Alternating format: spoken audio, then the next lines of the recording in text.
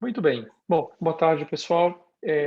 Para quem nos vê aqui ao vivo, né, e para aqueles que veem a gente aí pelo YouTube, hoje nós vamos falar sobre diretrizes, né, avançadas no tratamento da síndrome de fragilidade. Meu foco principal vai ser sobre a síndrome de fragilidade, não a fragilidade em termos de índice de fragilidade ou multissistêmica, ainda que eu vou, obviamente, logo no começo, pincelar algumas observações aqui, tá? Então, basicamente, a linha geral do tratamento de fragilidade, ela tem dois grandes pilares, né? Primeiro, pensar sempre no manejo multidimensional. Por quê? Porque a gente normalmente, como várias síndromes geriátricas, a gente tem mais de uma causa em mais de 90% dos pacientes. Então, não adianta a gente só pensar em sarcopenia e a gente esquece que o paciente, por exemplo, ele tem uma fadiga, né, importante por duas, três causas, às vezes, e em paralelo, doenças, por exemplo, que você tem que manejar. E a segunda questão, como eu mencionei a própria sarcopenia, a gente tem dois grandes problemas em fragilidade em termos sindrômicos, né? A gente tem a sarcopenia, a gente tem um baixo metabolismo basal. Então, a gente tem que melhorar essa condição e a melhor forma da gente melhorar ambas, né, é com boa nutrição, boa proteína e bom exercício, principalmente exercício resistivo, né?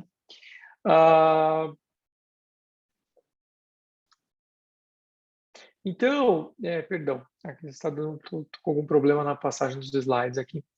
Então, como vocês podem ver nessa revisão da The Lancet, né, publicado ali pela Elsa Dent, né, há uns anos atrás, se a gente olhar toda a evidência, né, a força da evidência científica de tratamento de fragilidade, isso ilustrado por diversas revisões sistemáticas e meta-análises, vocês conseguem ver aqui nesse retângulo, né, que a gradação, né, da evidência, principalmente quando a gente faz uma análise grade que a gente faz, ela é baixa. Então, por que que isso ocorre?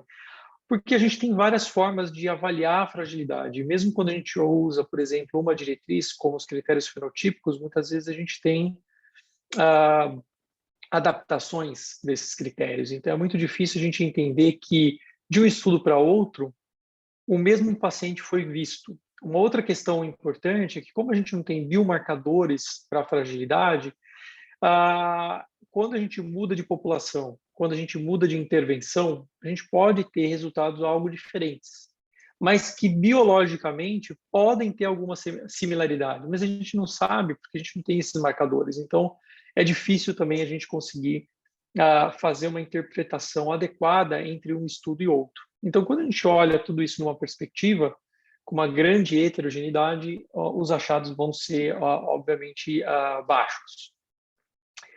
Por falar em biomarcadores, a gente ainda está arranhando um pouquinho a superfície, né? A gente tem alguns estudos tentando, né? Principalmente eu ilustro aqui o grupo italiano, principalmente do Riccardo Calvani e do Emanuele Marzetti, que eles estão envolvidos no SPRINT, que é um trial de tratamento sequencial de fragilidade e sarcopenia. Eles também estão envolvidos em pesquisa de biomarcadores, né? Acho que é o grupo mais fortemente envolvido nisso, juntamente com os espanhóis do Leonardo Leocádio Baños, né?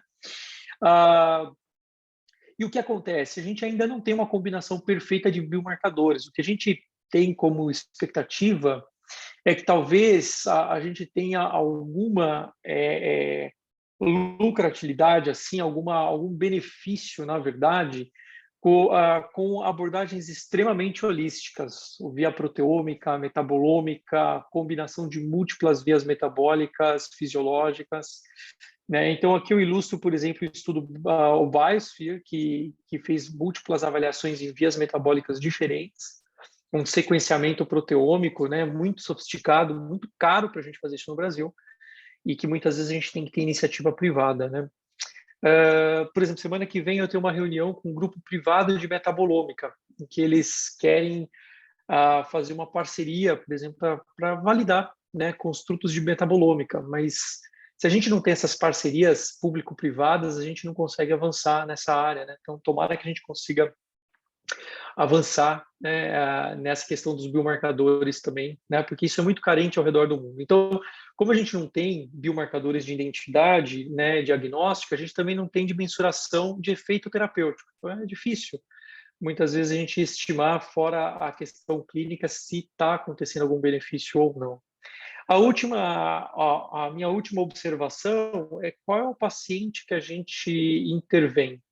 Então, normalmente, a gente acaba confundindo um pouco as coisas. A gente vai ter grande esperança num paciente quase paliativo, né?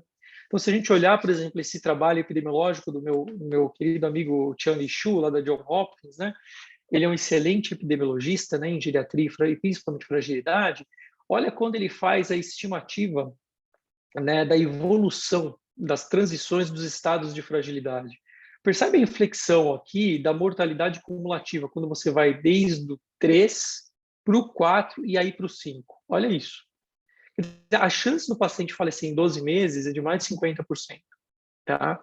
Vocês acham que esse paciente vai responder a uma boa nutrição e atividade física? Será que ele vai conseguir fazer atividade física? Eu acho difícil. Na minha prática é muito difícil mesmo, né? Se a gente olhar esse quadro B aqui da minha direita, né? Se a gente olhar uma outra forma de a gente ver, né? Então, basicamente é a mesma coisa. Se a gente pensar na recuperação, né? Essa linha verde, né?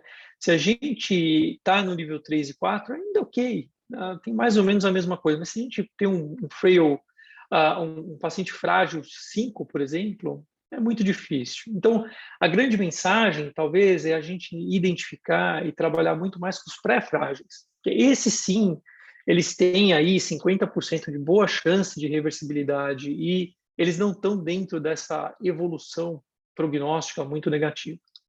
Então, baseado nisso, se eu tenho um paciente frágil, então, na minha frente, ou mesmo se eu tenho um pré-frágil na minha frente, como que eu devo raciocinar se eu sou um geriatra ou um outro profissional que aborda, né, indivíduos frágeis? Então, eu acho que a primeira mensagem que eu gostaria de deixar para vocês é que eu trago aqui em vermelho. Primeiro, trata a etiologia e depois, em seguida, os componentes da fragilidade. É uma forma da gente raciocinar, porque em medicina a gente é cartesiano, né, desde a escola, né, desde a faculdade. Então a gente aprende sempre assim, olha, vamos estudar cardiologia, então vamos ver o coração, né? Então isso faz parte do raciocínio do médico. Então, quando a gente olha uma síndrome de desregulação multissistêmica como a fragilidade física, né, a gente fica perdido e obviamente o geriatra tem muito medo muitas vezes. Quando ele olha isso, ele fala, nossa, eu não vou conseguir tratar uma coisa dessa, né?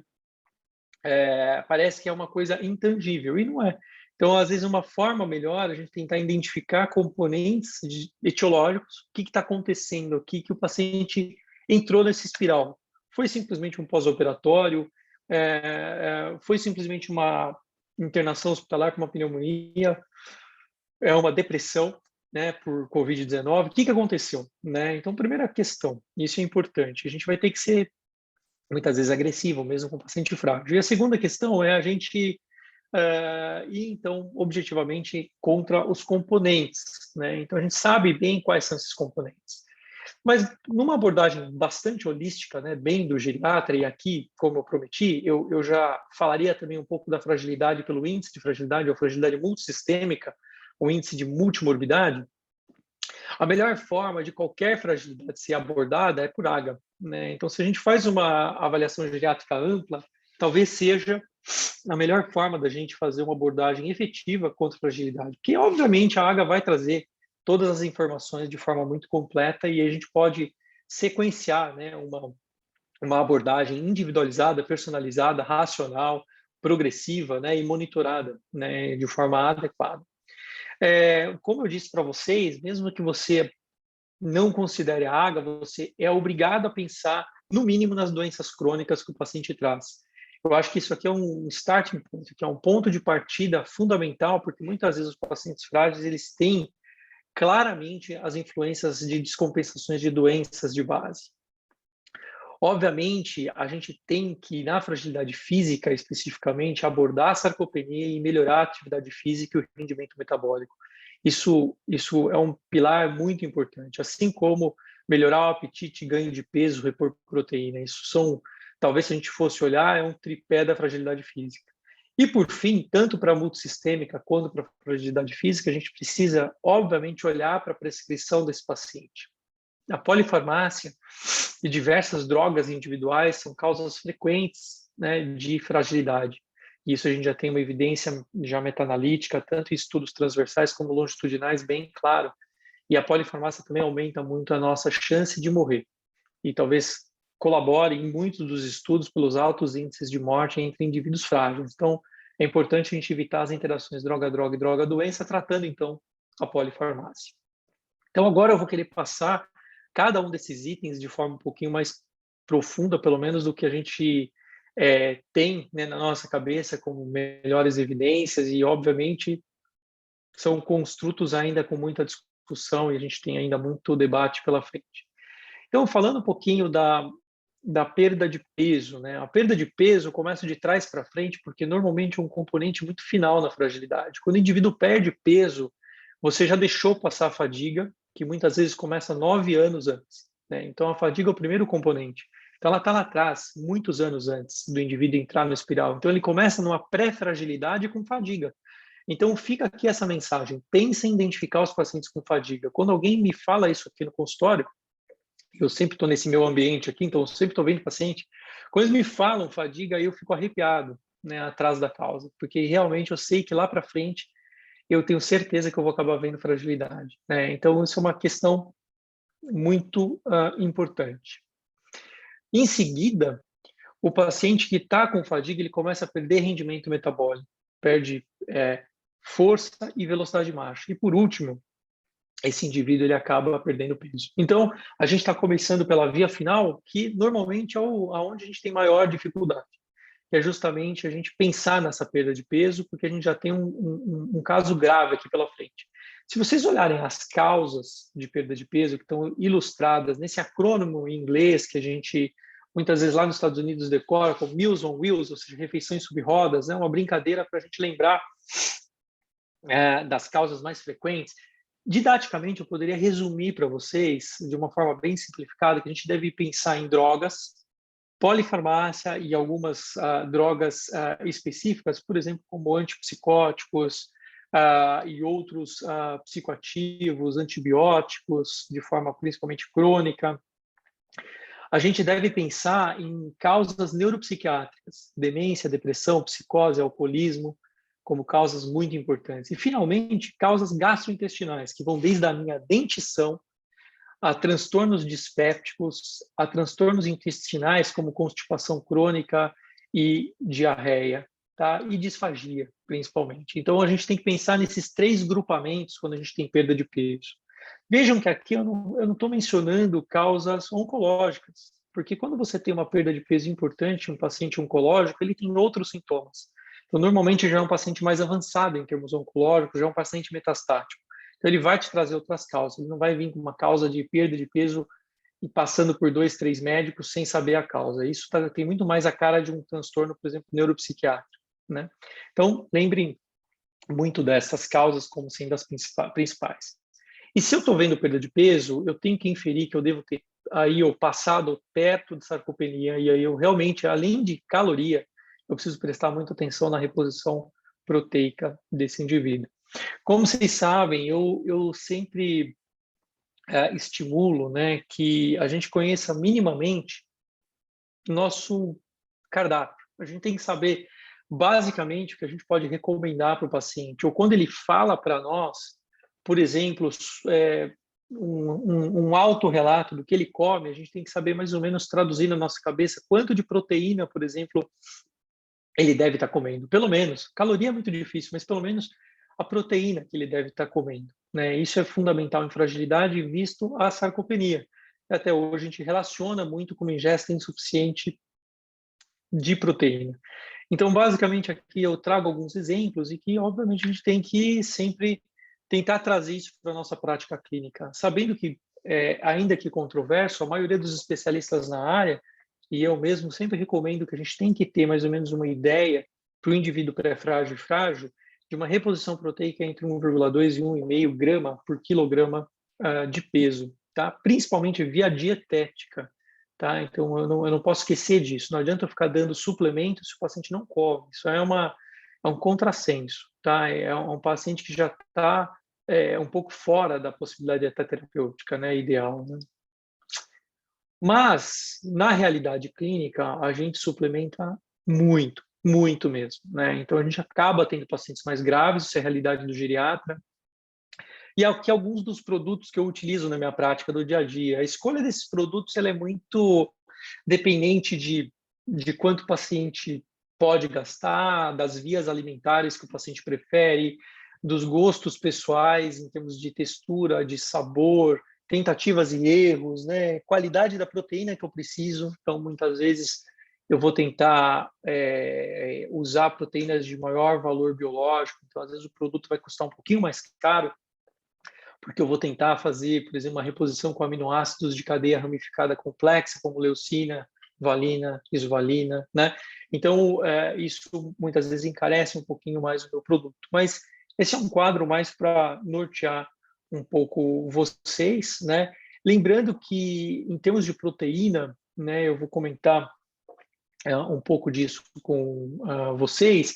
A gente tem a ideia, né, dos aminoácidos de alto valor biológico, e talvez o mais pesquisado seja a leucina, porque a leucina, 50% da leucina, ela acaba gerando o seu metabólico direto chamado beta-hidroxi, beta-metilbutirato, HMB, que vocês conhecem, que teoricamente há uma série de opiniões de especialistas dizendo que a gente precisa aí entre 3 a 6 gramas de HMB, principalmente para pacientes com sarcopenia, né? Mas a grande questão, e o Gustavo Duque, que dirigiu essa revisão sistemática e meta-análise, né, da reposição e utilização em clinical trials, né, em RCTs, com HMB em sarcopenia, e vejo que é pífio, né, e não tem grande atualização disso.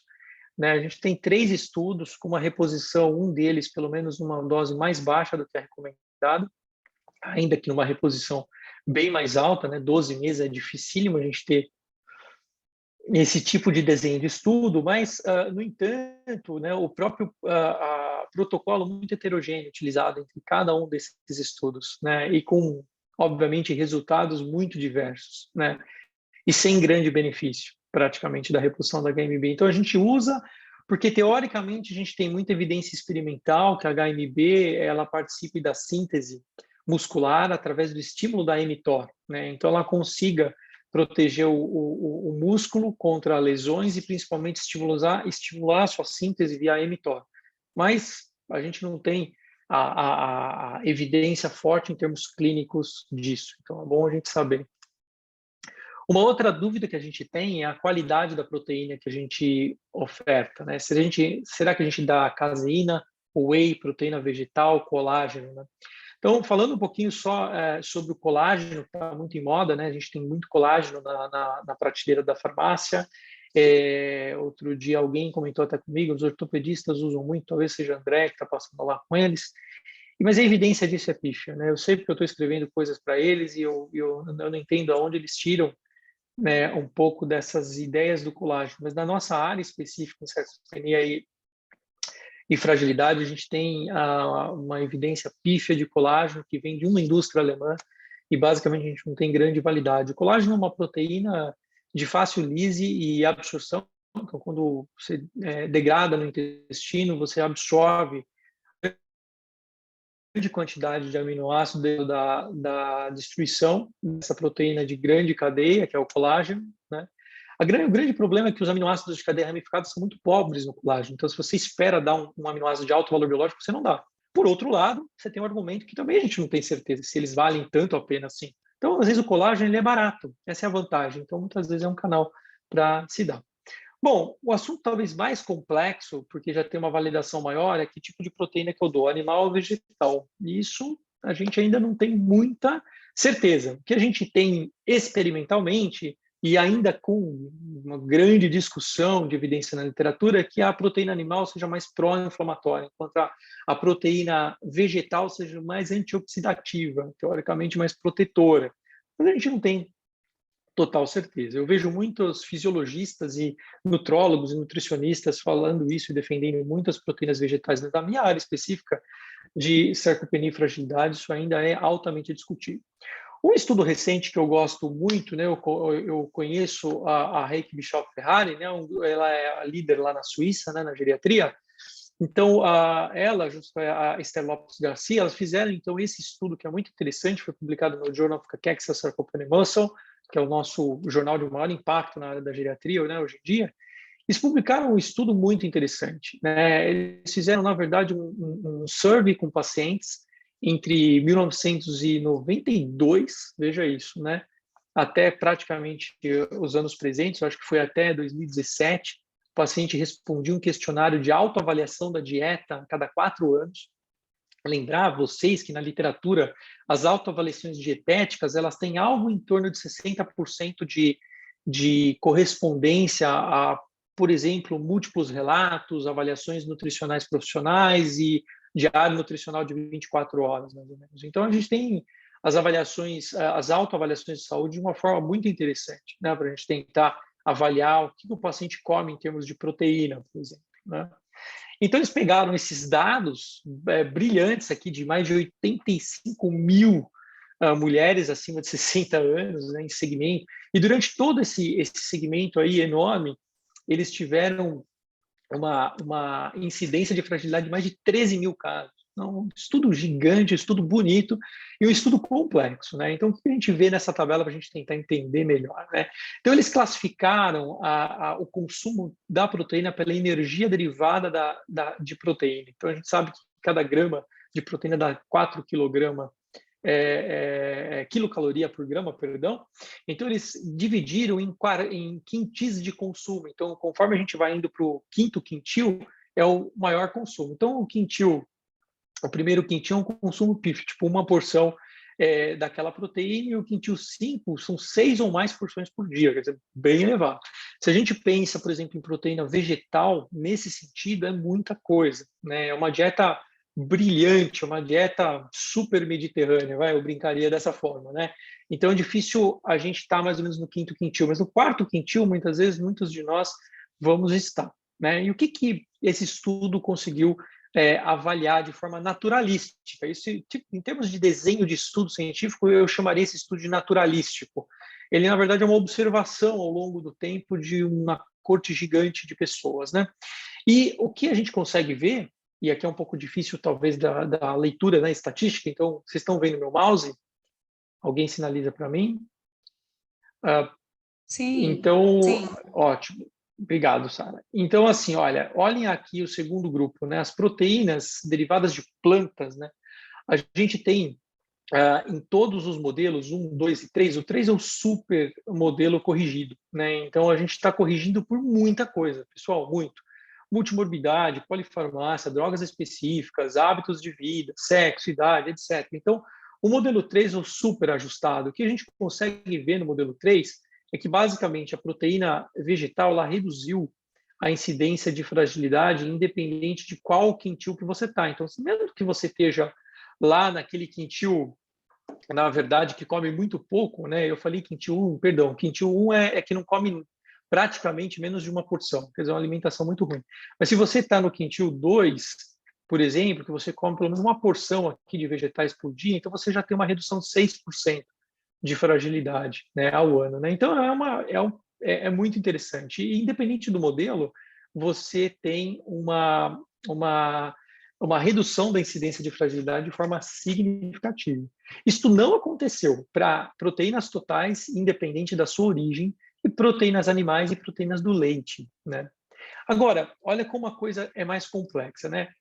Eles fizeram uma análise estatística bem mais sofisticada, talvez, e eles fizeram a seguinte pergunta: ok, então a gente sabe que a proteína vegetal parece que é mais protetora, mas vamos então fazer uma coisa, vamos tirar 5% da energia advinda da proteína vegetal e vamos substituir por outra fonte de proteína. Olha só a brincadeira. Então eles pegaram, simplesmente tiraram 5% da proteína vegetal e colocaram proteína animal. 5% da proteína vegetal por proteína do leite, 5% da proteína vegetal por algum tipo de proteína animal, mas que exclusivamente não viesse do leite, por exemplo, uma carne de vaca, por exemplo. E, finalmente, eles tiraram 5% da proteína do leite e colocaram uma proteína, por exemplo, carne, por exemplo, não derivada, uma proteína animal, mas não derivada do leite.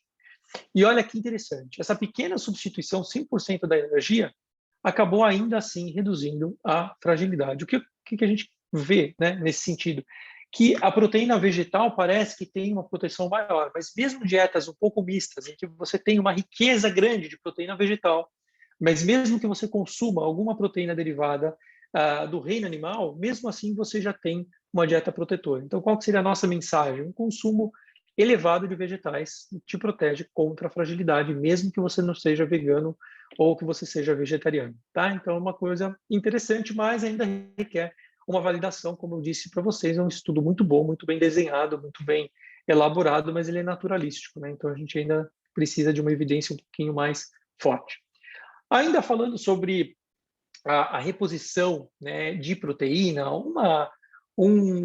a gente já tem uma evidência desde estudos fisiológicos que dar só proteína para paciente idoso, seja ele frágil ou sarcopênico ou nenhum dos dois, não produz muita síntese muscular, a menos que você estimule o metabolismo basal e você estimule a contração vigorosa, principalmente a contração rápida de célula muscular. Então, você tem que fazer um bom exercício físico, né? E principalmente aí, talvez, exercício resistivo, ainda que as evidências atuais, meta-analíticas, né, que saíram esse ano com relação à sarcopenia, mostrem que, além do exercício resistivo, você tem que fazer um aeróbio, pelo menos caminhar ou dar uma corridinha para melhorar aí a performance em termos de intervenção física em sarcopenia.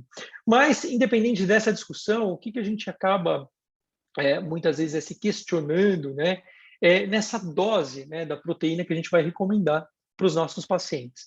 Para mim, um estudo mais bem desenhado, o pessoal da Coreia, né, eles publicaram em 2018 esse estudo muito elegante, um RCT com 120 idosos entre 70 e 85 anos, só que esses idosos tinham desnutrição. Tá? Então, tem esse detalhe aqui muito importante. Esses idosos, metade eram frágeis, metade eram pré-frágeis, e eles compararam 3 regimes de reposição de proteína para esses idosos. Né? Então, eles deram 0,8 grama por quilo, 1,2 grama por quilo, 1,5 grama por quilo. E, resumidamente, o melhor esquema foi 1,5 grama por quilo. Então, parece realmente que se a gente quiser ter uma boa reposição de proteína, pelo menos, né, a gente tem que ter 2 ideias na nossa cabeça. Dou 1,5 grama por quilo de peso e falo para o indivíduo que ele tem que melhorar o metabolismo basal dele, principalmente com contração muscular vigorosa. Em algum momento, ele deveria fazer exercício resistivo. Tá? Então, isso é muito interessante para a gente ver, principalmente em que esse estudo avaliou o ganho de massa muscular, e que é muito difícil a gente ver isso em ensaios clínicos. E aqui a gente tem realmente que 1,5 grama por quilo teve aumento de massa muscular.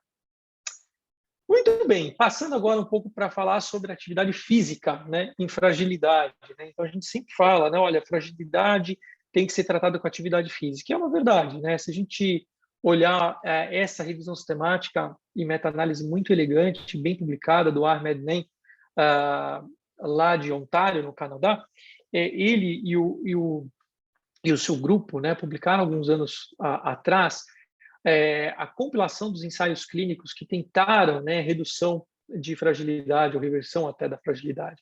E o que se vê claramente é que os melhores estudos aí, eles perfazem aqui a atividade física, podendo ter tamanhos de efeito muito elevados. Né? Vocês veem aqui 0,92, é muito alto. Tá? Então, realmente, parece que o caminho passa sempre pela atividade física. Mas como a gente tem que prescrever, como a gente deve fazer, será que é possível, os muito idosos? A gente tem várias perguntas ainda, né, que estão aí na nossa cabeça e eu vou tentar responder algumas para nós aí agora. Então, a primeira questão que a gente tem que pensar é qual a evidência da intervenção física em termos de exercício físico em idosos, né? Então, eu acho que talvez a melhor evidência vem dessa revisão sistemática e meta-análise publicada no Journal of Sport and Health Science, bem recentemente, e que mostra claramente que o exercício resistivo, ele consegue ter uma ação, né, de melhora muscular sobre membros, pelo menos, e sobre performance física, principalmente se o indivíduo tiver uma supervisão. Tá? Então, se a gente comparar, por exemplo, olha, indivíduos que tiveram só um treino resistivo, então vai lá e levanta, por exemplo, 4 quilos três séries de 12 repetições em ambos os braços. Vamos dizer que você falou isso para o teu paciente. Ele vai ter aqui um tamanho de efeito de 0,33.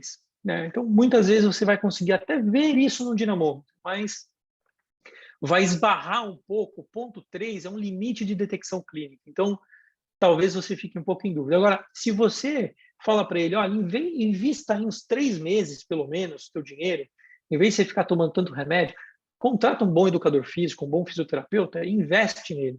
Tá? Então, pega um bom profissional e manda bala, prega fogo, que a gente gosta de falar. Né? Então, faz atividade física supervisionada. Olha que coisa, o tamanho de efeito vai para 1,12. É muito alto. Tá? Então, realmente, a gente consegue ter uma coisa muito mais estruturada. Mas é melhor você prescrever atividade física, principalmente resistiva, do que você não prescrever. Tá? Isso é muito interessante. Outros achados interessantes é que exercícios multimodais, ou seja, que você faz treino de marcha, propriocepção, exercício resistivo isométrico, isotônico, você tem também benefícios muito interessantes, olha, que vão desde 0,3, aquela detecção marginal, até 0,5. 0,5 você vê no dinamômetro, você vê na velocidade de marcha no consultório. Tá? Então, você vê a melhora que o paciente vai ter. Tá? Então, esses exercícios multimodais, olha, melhoram, por exemplo, velocidade de marcha, que é o que a gente quer que o paciente ande bem. Né? Então, isso é muito interessante. Tá? Eu acho que esses achados que são os que eu destaco mais. Essa revisão sistemática, ela também viu algumas combinações nutricionais, mas eu diria que isso foi um achado mais secundário. Né?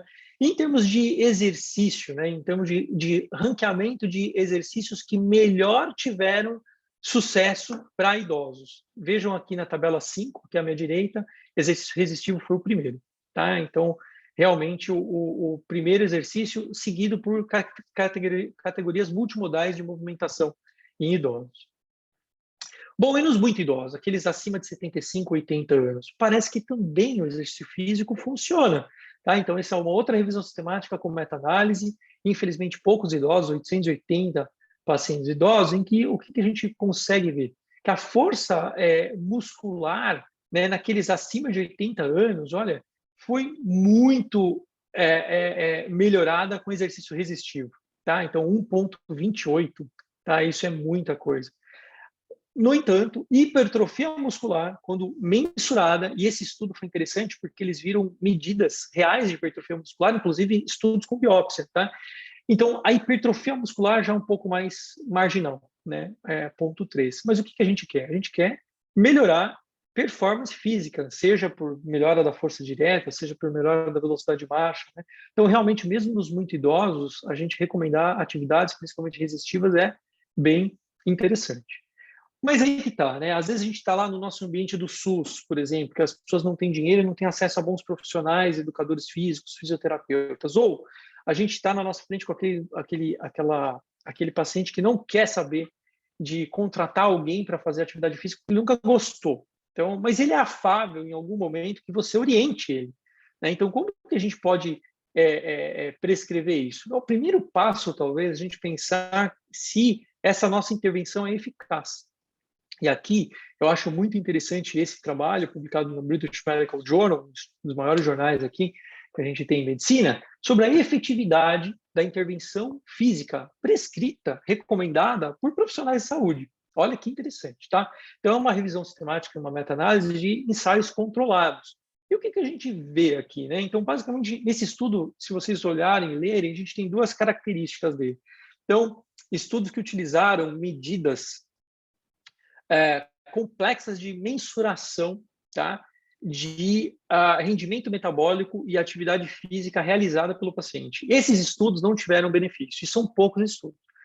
No entanto, os estudos que o paciente referia, então, a melhora da sua capacidade física, eles tiveram sucesso. Tá? Então, os pacientes que foram envolvidos nesses estudos tiveram realmente uma realização de atividade física 14 vezes maior em termos sustentados do que aqueles que o profissional de saúde simplesmente não prescreveu a atividade física para esses indivíduos. O único senão é que tem uma grande heterogeneidade desses estudos. Então, esses estudos praticamente com self-report, o autorrelato, 72% de heterogeneidade na meta-análise, o que é bastante, ou seja, o tipo de intervenção e como esses pacientes foram avaliados, ele é bem heterogêneo. Então, isso não deve ser visto como algo definitivo, mas como talvez um estímulo a mais para a gente fazer. Mas não para por aí, né? Então, a gente tem algumas outras evidências nessa área aqui, né? Então, uma outra evidência muito interessante vem do grupo da Irlanda, do Roman Romero Orturo, né? Que eles conseguiram avaliar, então, numa revisão sistemática com meta-análise, os estudos em atenção primária que tentaram reverter a fragilidade. São muito poucos, né? São poucos estudos, né? Os estudos com exercício foram 4 só, né? Mas eles foram eficazes. Então, mesmo intervenções físicas, né? Prescrever exercício físico em atenção primária, não estou falando aqui de geriatras, mas sim profissionais não especializados, por exemplo, em fragilidade ou em geriatria. Tá? Eles conseguiram realmente redução de fragilidade em 40% dos pacientes que foram submetidos à intervenção. Então, isso é muito interessante. E o mesmo Roman Romero Orturo publicou na eClinical Medicine, que faz parte da série da The Lancet, né, esse estudo muito interessante, que é um estudo de feasibility, ou seja, de viabilidade de prescrição, tá, de intervenção física em pacientes frágeis, né, vindos da comunidade, na atenção primária. Olha que estudo bem interessante, porque se a gente olhar a nossa literatura, como ela é escassa, a gente tem uma heterogeneidade dos protocolos, ainda que são poucos estudos, e aí, sempre a gente, quando vai desenhar um estudo desse, a gente faz a seguinte pergunta: qual que é o meu tamanho amostral ideal? Quanto que eu espero de redução? Como eu espero que seja a resposta? Como eu espero que sejam os efeitos adversos? E esse estudo foi muito interessante, foram quase 100 pacientes aí alocados. O que eles viram, né? Eles seguiram os critérios de Bowen, né? Que são critérios de viabilidade de uma intervenção, né, nova, quando a gente vai desenhar determinada intervenção, e eles basicamente viram, né, a viabilidade em quase todos os critérios. O único critério é a prática dessa atividade que houve algum questionamento, né, principalmente com relação à monitorização e de como eu deveria ir prescrevendo ao longo do tempo a manutenção dessa atividade. Mas fora isso, o resto foi muito bom. E de forma muito interessante, quando a gente olha a resposta dos pacientes, né? A gente tinha aqui 54% dos pacientes e 30% dos pacientes avaliaram muito bem a intervenção, como fácil ou muito fácil, respectivamente. E o sentido de bem-estar, seja ele algum bem-estar ou muito bem-estar, passaram de 65% dos pacientes, tá? Então, é eficaz a prescrição de atividade física para os pacientes? Sim. Se a gente não tocar no assunto, se a gente não prescrever, a coisa não vai acontecer, tá? O benefício, eu acho que eu mostrei, é claro aqui para a gente, né? A gente tem, reunindo toda essa evidência, é claro o benefício. Recentemente, nós publicamos o Consenso Internacional de Prescrição de Atividade Física para Idosos, né? Eu trago aqui um pouco a tabela 4, que esse consenso ele é muito amplo, a gente abordou basicamente várias situações em geriatria, desde doenças a síndromes. Na tabela 4, onde a gente fala de síndromes geriátricas, a gente colocou primeiro a síndrome fragilidade e sarcopenia. O que a gente recomenda nesse consenso? Então, se eu estou lá no meu consultório, eu quero prescrever atividade física para o meu paciente, o que eu devo fazer? Eu devo simplesmente ter a meta que ele realize de forma muito clara. Isso é uma opinião de especialistas, tá? Então, lembrando que esse consenso tinha grandes especialistas em atividade física, por exemplo, o Miquel Esquerdo, né? a Maria Ferratori, a Roberto Bernabeu, a gente tem vários aqui que são craques, né? São autoridades em atividade física, né? Cadore, né? Tem o Eduardo Cadore, é gente muito, muito competente em atividade física, né? Eu sou mais um curioso que está envolvido aí.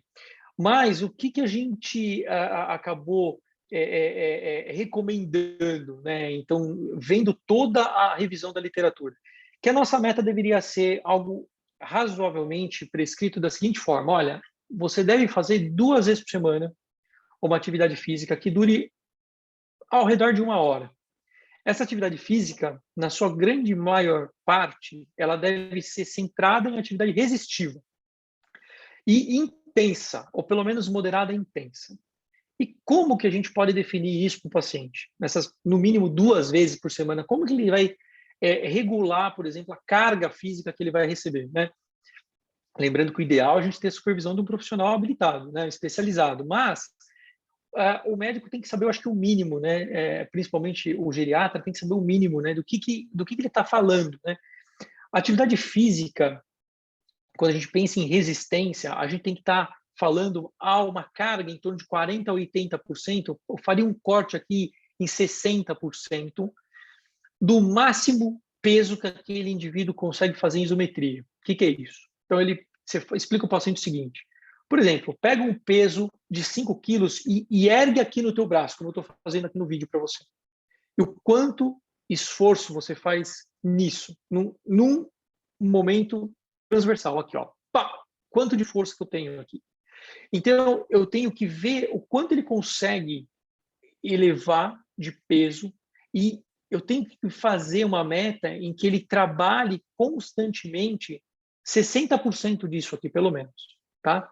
Então, por exemplo, eu sei que eu, por exemplo, tenho em torno, isso daqui vai estar mais ou menos em torno de 60 quilos. Então, eu tenho que estar mais ou menos trabalhando com 40 quilos. É muita coisa. Se a gente olha os nossos idosos, principalmente os sedentários, não dá para você começar com uma prescrição dessa. A gente tem que começar antes. A gente tem que começar, talvez, a preparar o indivíduo para aquilo, né? Mas, se a gente não sabe a meta que a gente tem que seguir, vai ser muito difícil. Porque se o paciente chega e pergunta para a gente, tá bom? E eu falo, não sei. Né? Então, isso é muito interessante. E essa medida, ela é muito aberta porque os estudos são muito heterogêneos, né? Do benefício biológico desse tipo de atividade resistível. Tá? Preferencialmente, parte dessa 1 hora, 2, 3 vezes por semana, tem que ser dedicada também a exercícios funcionais. Então, por exemplo, senta e levanta, caminhar, por exemplo, em tandem, né? Andar na linha, para ele testar equilíbrio, ficar em cima de uma balança ou de uma semibola, por exemplo, que teste o equilíbrio do paciente. Então, ele também tem que fazer esses exercícios funcionais, que são muito... Basicamente, são coisas totalmente viáveis que a gente possa fazer. Mas a gente tem que saber ter paciência para tentar implementar isso de uma forma eficaz. Nos últimos anos, a gente anda publicando alguns estudos, né, em que a gente tenta testar em diversos grupos diferentes, e eu tenho talvez a sorte, o privilégio aí de participar desses estudos, em que a gente vem vendo a viabilidade do exercício em termos progressivos, mesmo com pacientes com Alzheimer, por exemplo. E a gente tem tido sucesso em redução de fragilidade. Isso é lindo, né? E a gente consegue fazer isso através da atividade física, né? E aqui fica o nosso estímulo, né? O nosso protocolo usando o ViviFrail, que é um protocolo que a gente pretende, né, aplicar, né, como um estudo controlado, randomizado aí em Jundiaí, que ele utiliza o ViviFrail, que é uma plataforma gratuita que vocês podem usar, né? Ele foi validado por um grupo europeu com a liderança do Miquel Esquerdo, e simplesmente você tem vários passaportes já padronizados para você implementar isso com cuidadores, com familiares. Você classifica o seu paciente como frágil ou como cognitivamente comprometido, e aí, dependendo do programa em que esse paciente é alocado, ele deveria ter um treinamento inicial, preferencialmente, né, para facilitar, né, o cuidador ou o próprio paciente, e depois ele consegue implementar esse tipo de atividade 2 a 3 vezes por semana. É extremamente interessante, protocolado. O grande benefício hoje, em termos de evidência, é na melhora hospitalar dos pacientes, tanto no pós-alta quanto em prognóstico intra-hospitalar. Muito bem, agora falando um pouquinho sobre a fadiga, rapidamente, vocês sabem melhor que eu, a fadiga ela pode ser causada por várias questões clínicas, né? Então, depressão, demência, hipovitaminoses, principalmente a B12, alterações endócrinas, apneia obstrutiva, anemia.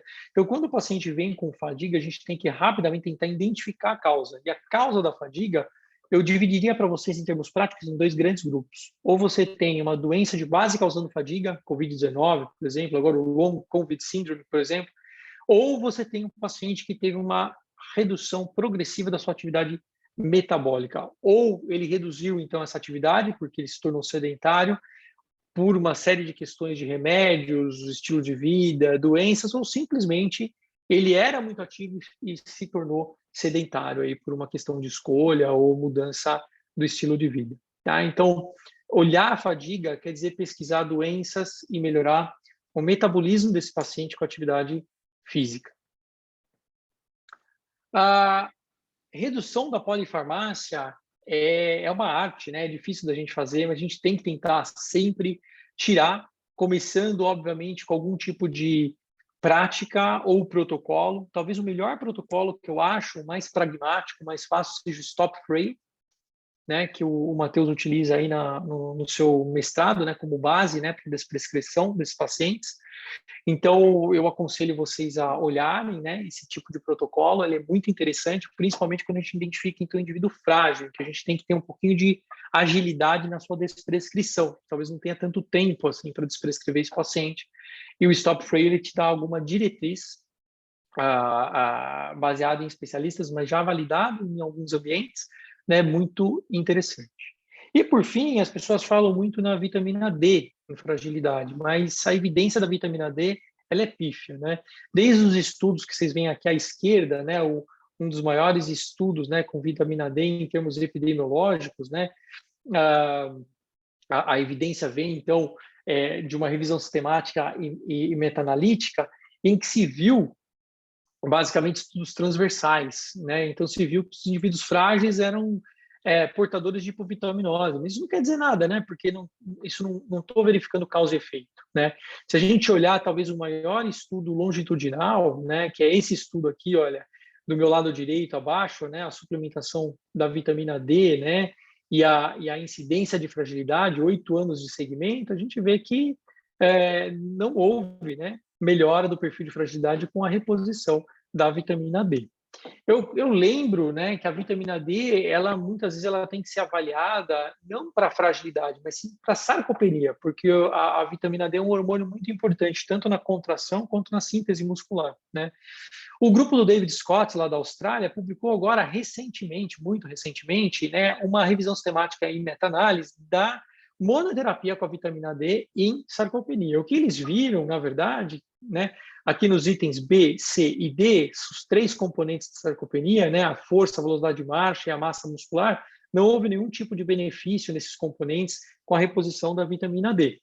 O que houve foi melhora no SPPB, ou seja, na movimentação geral do paciente sarcopênico, né? Então, eu acho que a gente tem que ter muita parcimônia da prescrição, né?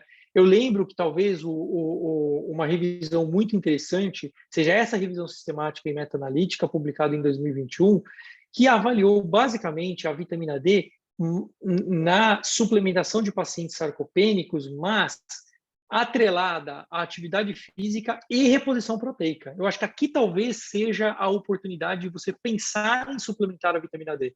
Se o paciente já está na atividade física, tem uma reposição proteica ou injeção proteica adequada, aí eu acho que a vitamina D encaixa. Não o contrário. O que a gente tem feito hoje em medicina é uma aberrância. A gente tem dado a vitamina D e perguntado depois. É quase uma conduta 007, né? Você mata e depois você questiona quem é, né? Então, a gente tem que tomar muito cuidado, principalmente porque a evidência disso é muito fraca, né? Nessa revisão sistemática, foi visto estudos de vitamina D 100 unidades até 1.600, né? Menos até, muitas vezes, do que a gente faz às vezes 2.000 por dia, tá? Então, a gente ainda tem vários questionamentos. Então, eu queria concluir agora esses minutos finais aí para as perguntas, né? Eu espero que foi interessante para vocês. Lembrando que a grande questão é a gente fazer a intervenção nos pré-frágeis e não nos frágeis. A gente ainda tem um caminho longo, né, em termos de terapêutica em fragilidade, a gente tem que lembrar sempre disso, né? Mas se a gente não identificar esses pacientes, a gente não vai ter oportunidades de intervenção. E as intervenções, vocês viram, elas são simples, né? São intervenções que, em termos geriátricos, não são nem um pouco complexas, né? Mas a gente tem que fazer essa intervenção. Então, vou ficando por aqui, vamos encerrando a nossa gravação.